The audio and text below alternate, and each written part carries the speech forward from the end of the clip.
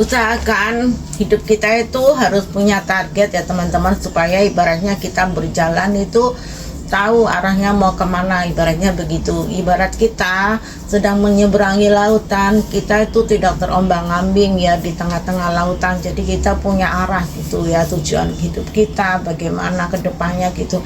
Jadi kita harus punya target ya, target sendiri-sendiri ya teman-teman. Target kita tentu mungkin berbeda ya, tidak sama juga dengan prosesnya begitu ya. Jadi begitulah kalau misalnya orang punya target itu kan punya tujuan. Jadi ibarat jalan tahu arahnya mau ke sana. Ibarat kita menyeberang lautan tahu mau nyeberang ke sana. Jadi tidak terombang-ambing di tengah-tengah lautan. Ataupun seperti orang yang main layang-layang gitu. Orang main layang-layang tarik ulur, jangan kita cuma hidup untuk memikirkan hari ini dan esok saja, tetapi juga untuk kita targetkan ke depannya gitu ya. Jadi teman-teman, kita selama kita masih sehat kan kita harus berjuang tuh, yang namanya manusia itu penuh dengan perjuangan ya, karena kan masih butuh makan, masih butuh kebutuhan yang lainnya. Jadi orang itu wajib berusaha kan, dan usaha itu di saat kita berusaha itu kita harus punya target gitu ya teman-teman ya.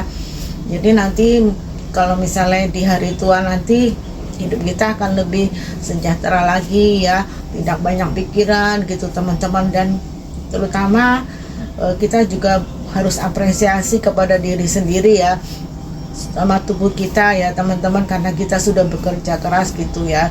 Jadi jangan abaikan diri kita sendiri. Dan memang benar juga sih ya, kita harus belajar dengan yang namanya belajar dengan orang Cina ya, belajar dengan orang China. Orang Cina kan begitu, masa mudanya benar-benar mereka benar-benar berusaha supaya nanti bisa menghasilkan punya rumah, punya kendaraan ya. Itu kan dari hasil mereka bekerja keras saat muda ya. Dan dia tidak akan mengkonsumsi barang-barang yang ibaratnya cuma terbuang gitu ya. Jadi mereka benar-benar save money ya teman-teman, untuk memikirkan masa depan dan hari tuanya.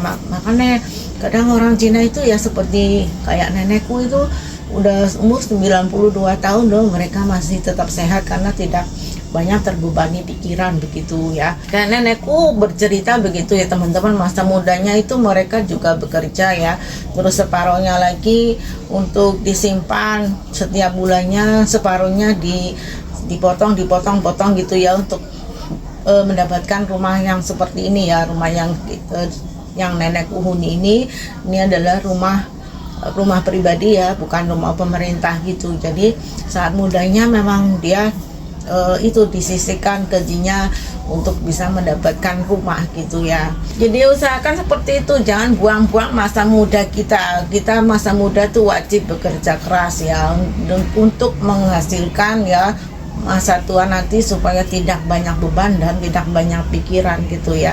Dan kita juga harus bisa menyayangi, mencintai diri sendiri, memberikan apresiasi kepada diri sendiri yang telah bekerja keras begitu ya teman-temanku.